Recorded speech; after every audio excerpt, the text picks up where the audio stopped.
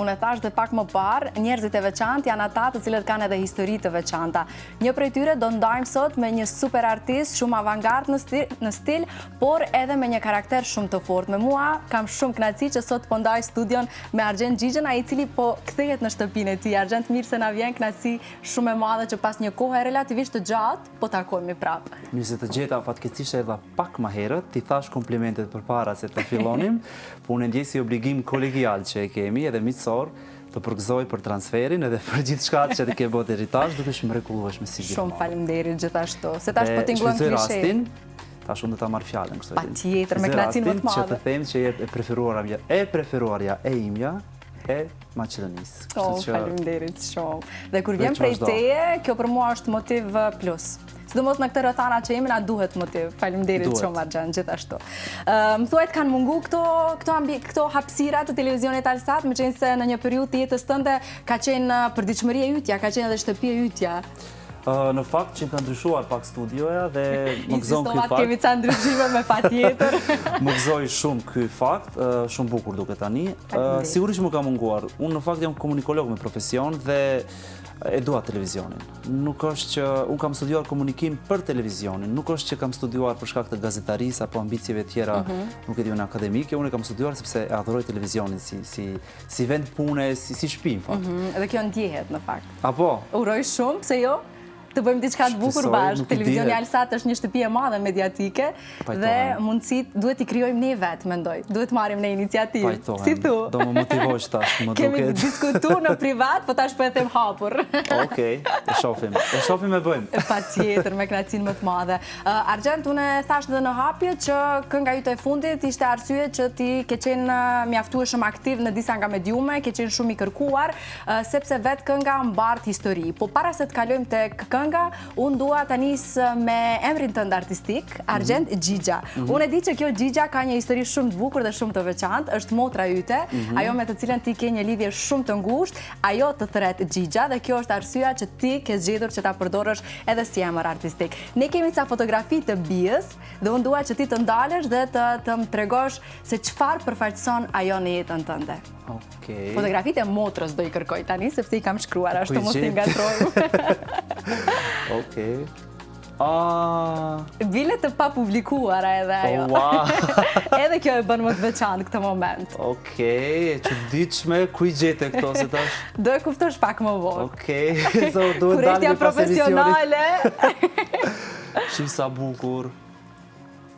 Kush është bija dhe çfarë do të thot ajo për ty, çfarë përfaqëson ajo në jetën tënde? Më gjetet të paprigatitur. Bija është motra ime, ne jemi 3 fëmijë, bija është më e madhe.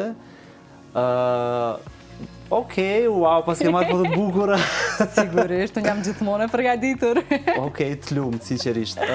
Bija është e lindur me nevoja të veçanta, sigurisht, ka ngecë në të folur, në komunikim pra dhe në të menduar, është më ngadaltë se sa ne të tjerët të themi, po kjo nuk e bën më pak të vlefshme se sa ne të tjerët. Unë kam përshtypjen që ajo jep dashuri shumë më shumë se sa ne të tjerët. Kjo reflektohet edhe nga fotografit, nga mënyra se si të sheh, si të përqafon, si gëzohet jetës, ndoshta kjo e bën edhe më të veçantë. Unë të premtoj që është ashtu, sepse ajo është përditshmëria ime natyrisht dhe madje emri i saj, ja, ndoshta këtë se ke ditë ose s'ka gjë se ke zbuluar më duket. Bija. E quani Bija, por emri i saj vërtet është Hasbia, po gjithë e njohim si Bija, edhe përmendet edhe në këngë. Përpos Rabia, se kanë bërë atë ndëlidhje Rabia. Ti kthehem pyetjes tënde. Të jetosh me Bian është një mrekulli e vërtet. Emri im artistik e vërtet është që buron prej saj në fakt. Në pamundësi për ta shqiptuar Argjend, ajo e thot Xhixha dhe unë thash përse jo të jetë kjo vula e jetës time që të solidarizohem me të gjithë njerëzit që kanë dikë në familje apo në shtëpi, që ka çfarëdo lloj ngecje apo problemi në jetë me cilin duhet të jetoj, të solidarizohem dhe t'ju them në këtë formë që nuk janë të vetëm. Dhe jam shumë e fat dhe shumë i privilegjuar që unë jam i përzgjedhur ose kam përzgjedhur unë veten time për ta bërë këtë, sepse dikush duhet. Realisht, do e përdori patjetër hapësirën televizive, asnjë shtet nuk bën mjaftueshëm për njerëz të tillë, paç më tepër shtetet të cilat janë në tranzicion apo në tranzicione të përhershme si shteti ku jetojmë ne apo në përgjithësi rajoni jon. Kështu që ndoshta unë të bëjmë një ditë sebeb apo arsye për të ndryshuar jetën e tyre, kushtet e tyre për më të mirë. Duhet nisur nga dikush, patjetër. Dhe historitë të tilla duhet të ndahen, sepse shif dikush, pasi kam bërë publike këtë, më kanë shkruar shumë njerëz dhe më thanë që sa bukur, por edhe unë kam një vlla, unë kam një kushëri, po thash okay, ku jeni deri tash?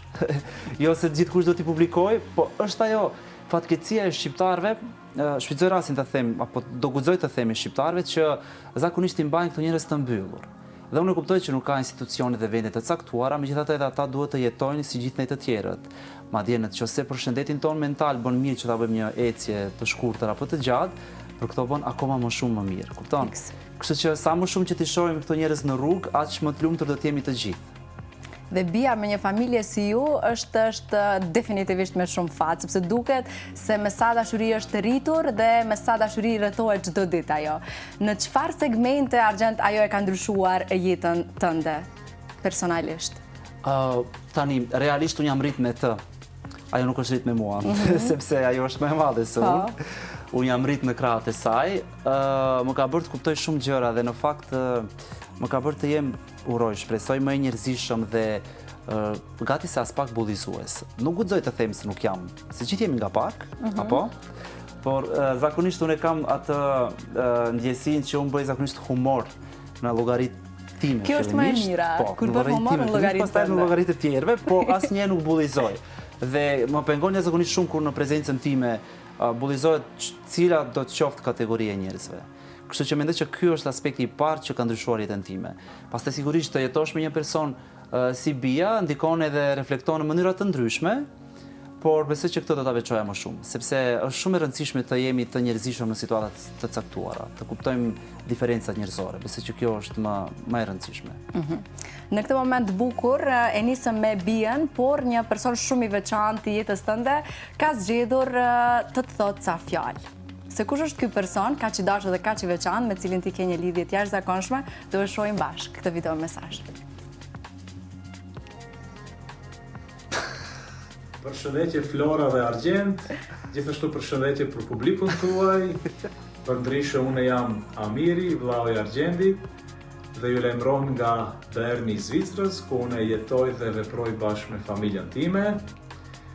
Argjend, vllau im, ka ardhur momenti që tash edhe publikisht të them se sa jam krenar me ti dhe me sukseset e tua në muzikë, edhe gëzojmë shumë që dashuria jote në muzikë është duke treguar rezultatet e mëdha. Dëshiroj si deri tani shumë fat dhe më ke për krahje në çdo moment. Kurse me ti Flora dhe me publikun, desha t'i ndaj hapët e para të Argjendit për muzikën apo për artin, ka qenë koha parashkollore dhe shkollës fillore, ku mësuesja e Argjendit Agika e ka vërejtur se Argjendi ka interesim në ato kohë për dramën dhe e ka aktivizuar në aktivitetet e aktrimit në teatrin e fëmijëve. Kurse sa i përket muzikës, unë do kisha ndërlidh me nënën tonë të njerë, e cila e ka dashur shumë këngën dhe vazhdimisht në shtëpi ka kënduar.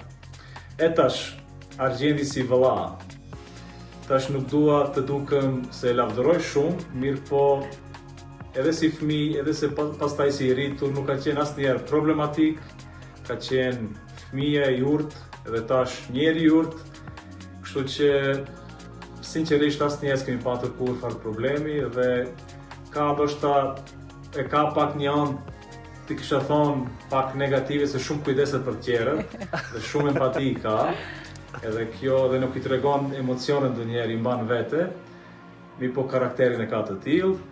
Kurse tash është momenti që fansat e tij të zjarrt dhe lojal të na bashkangjiten.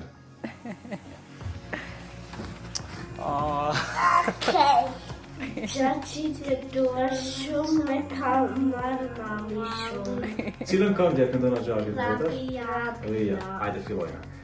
Rabia, rabia, ka një kohë që kam pa, besa nuk mundem ma, si shpëndur flas në vete. Rabia, rabia, me gjithë bota e ka pa, I kalotin kava, së shkëletër e të shkurcet e mia. Gjagjit e dona shumë. Gjagjit e dona shumë. Wow. Okej. Çfarë momenti i bukur. Unë u emocionova, sinqerisht Argjend. Çfarë do të thotë kjo për ty? Jo, Sa gjëra mësuam nga miri për ty, wow. Wow, jo sinqerisht një wow e madhe, nuk e dija dhe e çuditshme, nuk e ka bërë asnjëherë këtë. Dikush për mua. E kam bërë me kënaqësinë më të madhe sepse e meriton. Faleminderit shumë. Që ka prit pa. Patjetër. Dhe prandaj unë e prita momentin e duhur, sepse doja që publiku të të njohë ashtu siç ti je, shumë i veçantë. Do me thënë kështu, unë jam i televizionit dhe këtë tashmë e krytëm këtë muhabet, dhe unë e këtë surprizat gjithë jetës i kam dashur, por nuk kam menduar që ka shpejt dikush dhe bëj për mua. E din, ndoshta zakonisht mendojmë që kjo do vi më vonë në një fazë tjetër, nuk e dim kur e bëj albumin e parë etj. Unë u rënqeta shumë dhe të falenderoj shumë për këtë. Falenderoj dhe vllaun dhe Amarin e Danikun, të cilët ishin edhe vetë protagonistë të videoklipit. Fansat më lojal të Gjagjit. Mire pa. Më habiti edhe vllau me disa, më ktheu në kohëra shumë të hershme, pas kam mbajtur mendje dhe emrin e mësuesës time të parë. Ne bile kemi edhe sa fotografi nga ajo kohë, do ta nisim nga Argjenti bebe komplet. Dhe do vazhdosh na ta ndash historinë me ne. Unë e ti do të qifimi më shpesh. Patjetër që po. Në fakt, e kemi edhe një surprizë, është një video për transmetim, të cilën do Elus Regjin që ta ndjekim. Është një video shumë e bukur, shumë e veçantë. Fisnikja për migur, rjedh në këngë e ligjëri. Zot, po ekzistojnë këto video, nuk i kam. Ekzistojnë të arkivi jonë. Unë e kështu kuller, o zot, ku e gjetët këtë? Dhe Amiri mi dërgoj në besim. Paramendoj një gazetarit ja dërgoj në besim. Po, kjo nuk ekziston. Unë dua ta falenderoj Amirin shumë për bashkëpunimin, ishte shumë i gatshëm dhe shumë efektiv në atë çfarë mua më servoi, me krejt këto materiale shumë të bukura. Po tani jo që është vllau im, me që ka qenë kaq bashkëpunues, unë shpizoj rastin them që është edhe po ta vizatoja, nuk do doja të kem vlla tjetër dhe ndryshe, kështu që nuk e dishoj që do ta kishte bë këto, po u çudita nga fakti, nga gjithë ky organizim. Faleminderit shumë. Dhe unë gëzohem shumë në fakt kur shoh një shembull kaq të shëndetshëm te këtij raporti kaq të bukur që kanë dy vëllezërit me motrën e tyre. Argjend, si ka qenë fëmiria yte, cilat janë kujtimet më të bukura të fëmirisë tënde? Ja tani instinktivisht, nëse të kthejmë në atë kohë, çfarë të kujton jeta yte e fëmirisë? Edhe fotografit në sfond. Po, kështu, jeta ime në fakt, ti e din tashmë, unë kam ndryshuar shtetin një herë, kam jetuar diku tjetër dhe sigurisht fëmijëria ime lidhet për atë shtetin, për atë rajonin ku kam jetuar dhe vllau thatë që s'kam qenë fëmijë kështu problematik dhe kjo është e vërtet. Por nuk është që kam qenë unë kam qenë shumë i gjallë, por jo problematik. Do më thonë, nuk kam dashur gjithmonë jetën, kam qenë gjithmonë i hareshëm. Gjithmonë ke mundur të më shohësh duke imituar dikë në një personazh televiziv, duke aktruar personazhet e mia, nuk e di unë që i kisha për zemër televizive apo të serialeve të ndryshme. Do më thonë, gjithmonë e kam shprehur atë. Dhe kjo më bënte të jem ndryshe për të tjerëve, por jo në sensin e problematikut. S'kam qenë kjo nuk të bën as pak problematik. Po unë kam përshtypjen që duke u rritur jam bërë problematik i vetes time më shumë, se qëndron ajo që tha vllau im, kujdesem shumë për njerëzit përreth që i kam, dhe kur më ri në një moshë kupton që duhet pak edhe për vete të kujdesemi. Definitivisht, po. Është vështirë të bindem, por duke kaluar vitet kuptoj që sa japim duhet edhe të marrim në jetë në përgjithësi, dhe fëmijëria ime, siç e shihni besoj në këto foto, ka qenë gjithmonë. Unë kam dashur gjithmonë shoqërinë. Kam dashur gjithmonë të kem publik pranë vetes, kam dashur gjithmonë të performoj dhe jam kënaqur gjithmonë sa herë ato në raste të caktuara, nëse ka qenë për qeshur, kanë qeshur. Të ua jap atë emocionin që ato e donin në atë moment të caktuar. Madje tani isha në vizitë të qytetit tim të lindjes edhe u takova me miq atje dhe më kujtuan ca momente dhe më tha një shok e mban mend kur e morë një qershi e dorë dhe kështu në për dorë, duke tentuar që është gjak, nuk e di unë pse, dhe jam shtrirë në tokë dhe kam kërkuar ndihmë për të bërë prank. Sa që quhet prank, do të thotë ke parasysh viteve 90-ta, pranku s'ka ekzistuar. Edhe ata gjithë kanë qenë panikosur, shkojnë të më ndihmojnë se ç'a ndodhi. Elena, më unë aq mundi profesionale kam përshtypjen atë kohë, aq shumë më kanë besuar, saqë unë shijoja që ata janë të mërzitur. E ke parasysh fëmijët kur i bëjnë këto lojrat. Kështu që ka shumë momente të këtij lloji, po definitivisht skena ka qenë gjithmonë shtëpia ime e parë, vetmja dhe aty ku veten e kam gjetur më rehat. Për veten shpesh them që jam shumë introvert dhe kjo është shumë e vërtet kur jam përpara një personi apo një grupi të vogël njerëzve. Kjo është shumë e vërtet. Por imagjino tani, nëse më nxjerr përpara 100 veta në skenë, jam më ekstroverti i mundshëm. Dhe kjo është vështirë për t'u besuar, Argjen, definitivisht. Besoj shumë pak njerëz ta besojnë këtë pjesë që mund të jesh introvert, një artist si ti që e dashuron skenën që në pëmiri. Unë kam atë momentit e them për vete kur ndizen kamerat, atëherë fillon jeta ime. Kështu që kësaj përmbahem gjithmonë. Këtë e kuptojmë vetëm ne që kemi pasion fakt këtë profesion. Sepse kamera edhe ka, e kupton pavarësisht çfarë ditë ke patur ti sot apo dje apo nesër. Puna është punë dhe kjo është e mira e kësaj pune sepse edhe njeriu fake it till you make it apo gjatë interpretimit të tjerë disponohet edhe bëhet më mirë. Kështu që sado që duket aktrim, gjithmonë është një pjesë e shpirtit tonë të vërtet që reflektohet, besoj. Dhe prandaj publiku zgjedh t'i don ata që janë të vërtet. Edhe kur nuk kemi një ditë të mirë, nuk duhet të aktrojmë aq shumë. Është mirë të ndajmë edhe një përditshmëri tonën kur nuk është nga ditët më të bukura e më të disponueshme tonë. Patjetër, po kamera e ka të që të disponon, sepse të vjen rol, apo kështu që ti përqafojmë kamerat sa më shpejt. I duam, jetoj me ato. Tani dua të kaloj tek personi i zemrës tënde, të cilës ti vendose që pas një pauze t'ja dedikosh themi një nga projektet më të bukura tuat, projekti i cili gjithë jetën do të identifikoj ty si artist. Është kënga Rabja, të cilën unë e dija që ti ishe duke përgatitur, dhe pse erdhi në këtë moment, Argjen? Çfarë ndodhi brenda teje që ti e pe që ky është momenti i duhur për ta lancuar këtë dedikim shpirtëror, do thoja unë, të nënës tënde të ndjer Rabja? Jeta ime ka ndryshuar shumë në 5 vjeçarin e fundit, ka ndryshuar mund të them rrënjësisht. Dhe nuk e them këto për të keq, sepse çdo fazë tjetës ka periudha të caktuara, periudha të ndryshme. Unë për këto 2 vitet e fundit sa kohë ka kaluar pa bërë një këngë të re, kam reflektuar shumë mbi veten time, mbi jetën time dhe mbi artin të cilin unë dua të vazhdoj ta prodhoj. Nuk them që kam gabime në karrierë, në atë sensin e artistik, kam eksperimentuar, do vazhdoj të eksperimentoj. Por unë jam personi këngëve më serioze, këtu e kam gjetur veten time dhe nuk kam seriozitet më të madh se sa ti dedikosh këngë prindit, me cilin ke qenë shumë i lidhur madje, edhe të cilin e ke parasysh ne kur rritemi, fillojmë t'i thrasim me emra, sepse mami nuk është më mami, po shndrohet në Rabia apo në emrin e saj, dhe më vjen shumë keq që nuk patëm shumë kohë, akoma më shumë kohë për të thirrur në emër, sepse kam përshtypjen kjo është lidhja më e fortë që mund të ekzistojë mes prindërve. Motivi, inspirimi ishte vetë personazhi i saj, patjetër, edhe roli që ka patur dhe impakti që ka patur në jetën time.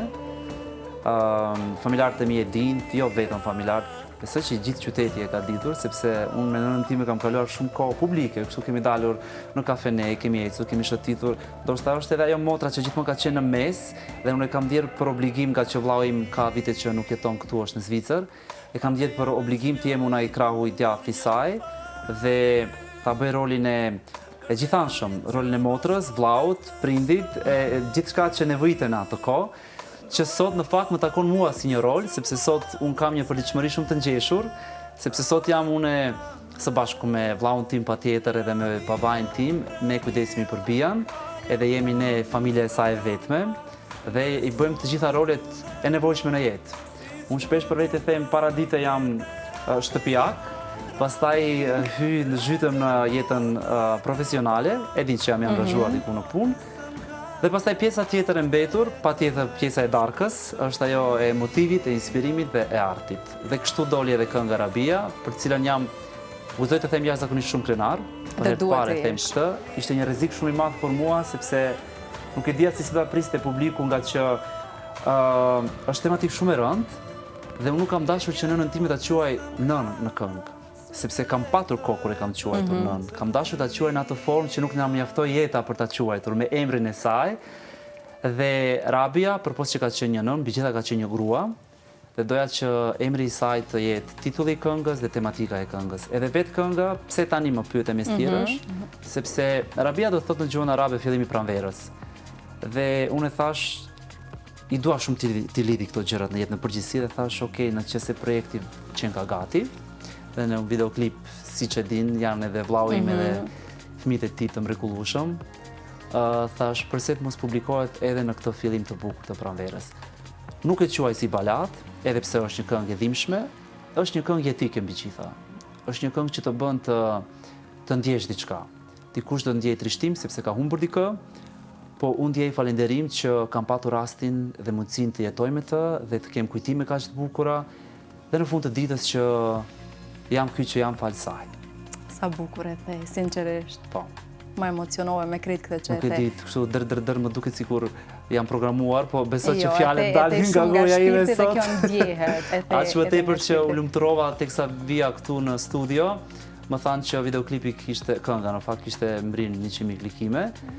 Organike, dhe ti e di ku dallimi mes Te kjo as organikës nuk dyshoj, po patjetër. Kështu që kjo më lumturon Dhe kjo shumë i bie sepse në përkthim që publiku e ka përqafuar e do këtë këngë. Po. Unë e dua shumë. E thej ti që edhe pse tingëllon si balad, është një këngë shumë e fuqishme, një këngë që jam e sigurt që prek zemrat e gjithë atyre të cilët kanë humbur prindin, por i gëzohen faktit që kanë pasur rastin të jetojnë me atë prind dhe të mësojnë të kenë një model kaq të veçantë sa që ke pasur ti rolin e nënës tënde në jetën tënde. Edhe Blina, vajza ime, prej kur ka dalë kjo këngë është nga këngët e preferuara të saj. Bile çdo mëngjes zgjohemi dhe e këndojmë bashkë. Po ta them këtë sinqerisht të shndruar në ritual. Ma ke bërë një video atëre, se unë se kam pak. Patjetër, me krahasim më të madhe. Është interesante teksa flasim për reagimet e njerëzve, më kanë marrë në telefon njerëz që nuk i kam dëgjuar ndër vite, por që e kanë njohur nënën time dhe sigurisht jam ndjerë shumë mirë për këtë.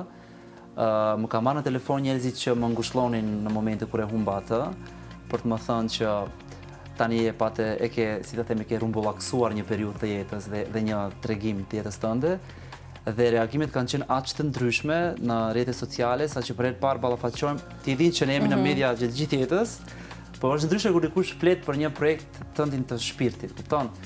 Ka patur shumë komente të personave që nuk i njoh fare, kështu që një impakt shumë i madh dhe siç e sheh besoj reflektoj, jam shumë mirënjohës dhe shumë i lumtur për këtë gjë. Është diçka që ti definitivisht e meriton, edhe si artist, por edhe si njeri, meqense në këtë projekt gërzhetohen të dyja bashkë. Fiks. Nuk është thjesht Argjenti artist, por është shpirti i vërtet i Argjentit.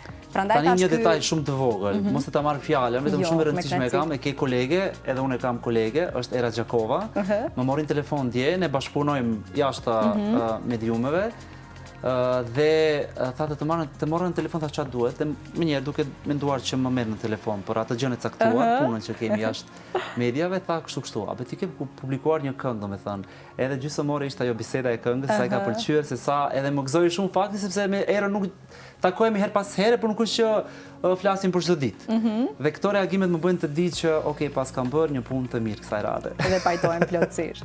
Tani kemi ca fotografi, meqense dua të vazhdoj momenti për ta nderuar kujtimin e nënës tënde, janë ca fotografi të sajat, me të cilat ti do të më tregosh se çfarë e ka bërë kaq të veçantë këtë grua dhe ndikimin e saj në jetën tënde dhe fatin që ka qelluar të jetë nëna yte. Një respekt për të gjitha nënat. Është shumë e vështirë të jesh një grua, unë nuk e di si është, por nga ajo që shoh, është shumë e vështirë. Madje është shumë e vështirë të jesh një nën, dhe është akoma më e vështirë të jesh një nën e një personi që nuk rritet asnjëherë siç është bija. Sigurisht kërkon shumë sakrificë ajo gjë. Është e vështirë të jesh nëna e Amirit ndonjëherë, thënë të drejtën, por më e vështira besoj unë. Të jesh nëna Argjentit. Të jesh nëna Argjentit, po.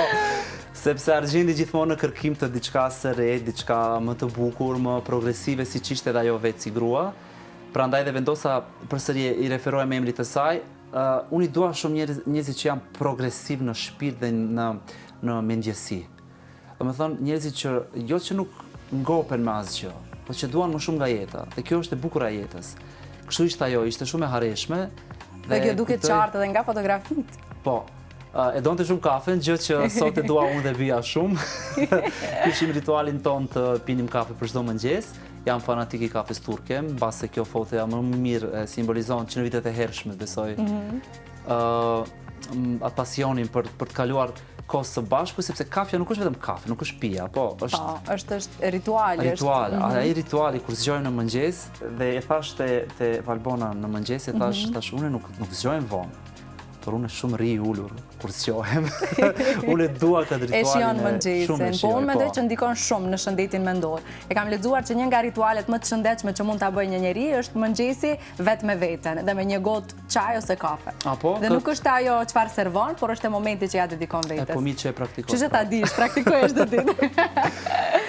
Cilat janë kujtimet më të bukura që ti ke me nënën tënde, Argjend? Kujtimet janë të pafundme tani, nuk mund të them që janë 1, 2 apo 3, apo ne kemi jetuar një jetë të plot, jo të mjaftueshme, gjithmonë përdori rastin që ta them, sepse ne duam të kemi prindrit për gjithmonë, të jetojnë me ne deri ditën e fundit. E vërtet është, dhe vjen një moment ku thjesht pajtohemi me faktin që nuk janë më, sepse është caktimi i dikujt që të mos jenë më, dhe e mira e gjithë kësaj është që mëson të praktikosh gjithçka që të ka mësuar për jetën. Por tani do ta them një kujtim patjetër. Kujtimi vetëm ishte për sa i përket kësaj lidhshmërisë me artin tim, me muzikën. Ka dëgjuar këngën time të parë Liberté dhe në fakt ishte vetëm një këngë që ajo ka arritur ta dëgjoj. Dhe më tha shumë këngë e bukur është kjo. Po tha, pak këngë më të gëzueshme, a bën të bësh? Dhe me ma thanë atë sensin që tjetë muzika ime më e hareshme, që unë sigurisht do vazhdoj të bëj muzikë, si e tillë, po sigurisht do ketë edhe elemente të hareshme, nuk do të jetë gjithçka rreth baladave, edhe pse vetë jam person i baladave.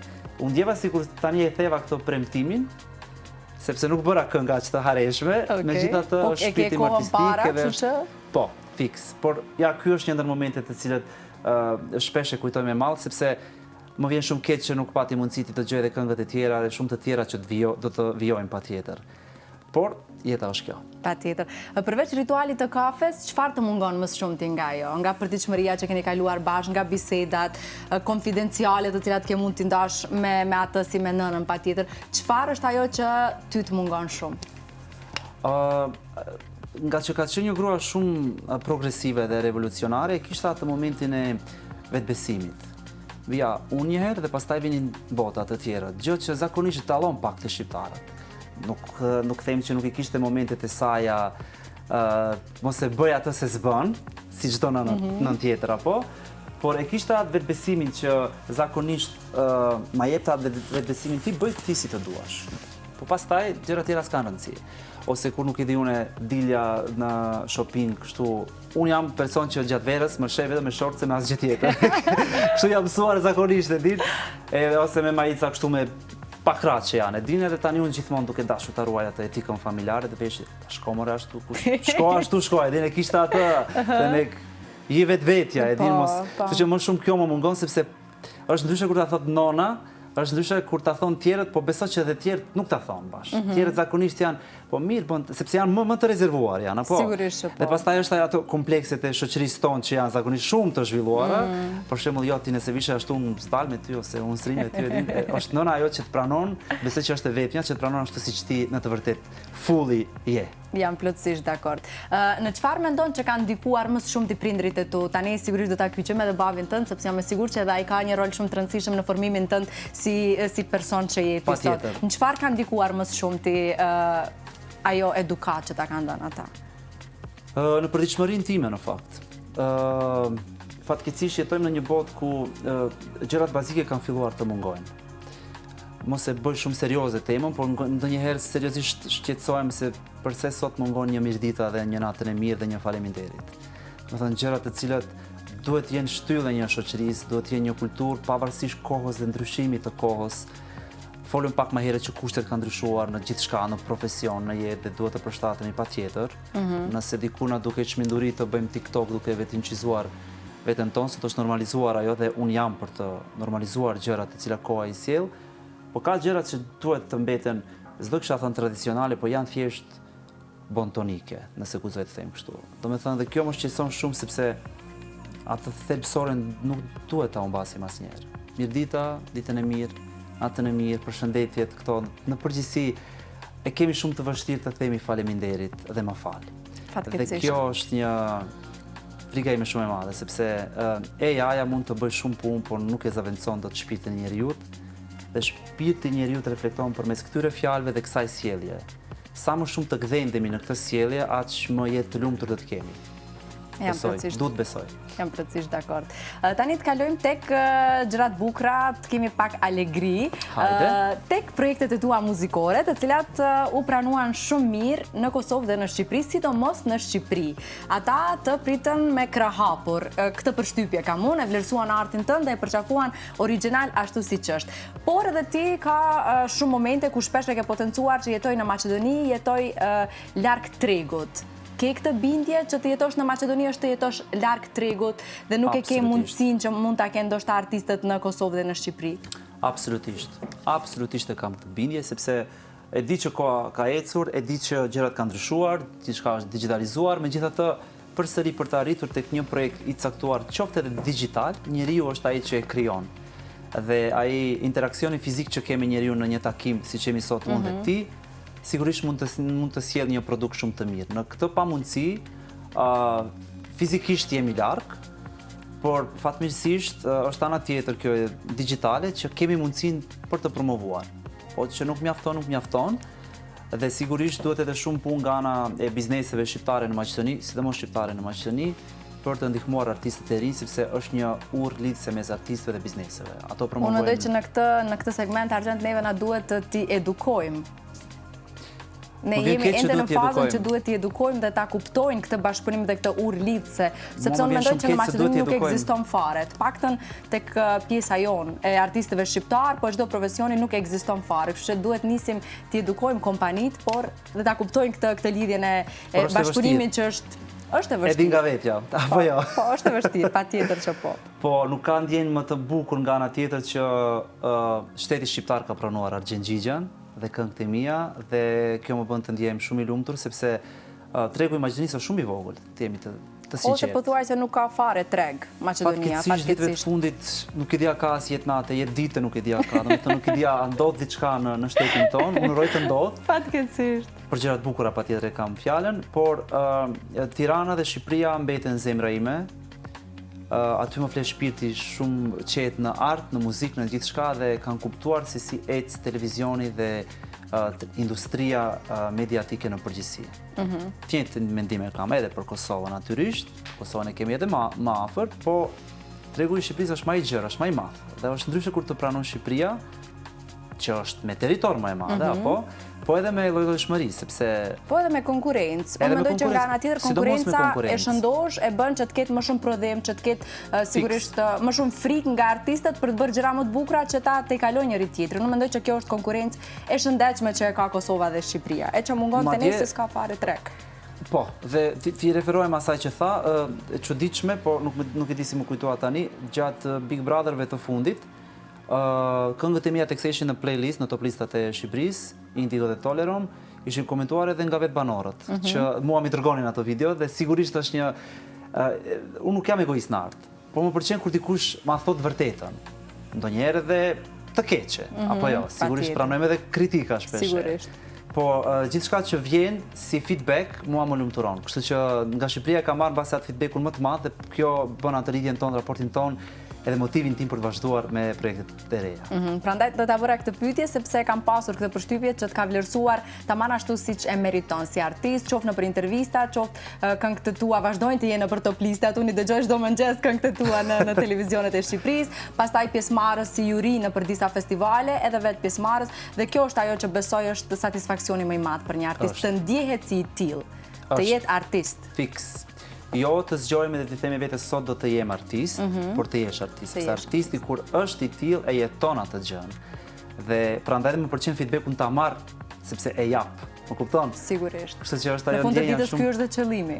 Patjetër. Sepse e bën këtë profesion. Sot kemi shumë, nuk i referohem as kujt personalisht, patjetër, tregu është i hapur për gjithë, por kemi një treg shumë të ngjeshur dhe dëshira për të qenë në mediume dhe për të qenë këngëtar, që unë tani për shumë shembull të tjerë zakonisht nuk lejoj të më quajnë këngëtar, imagjino.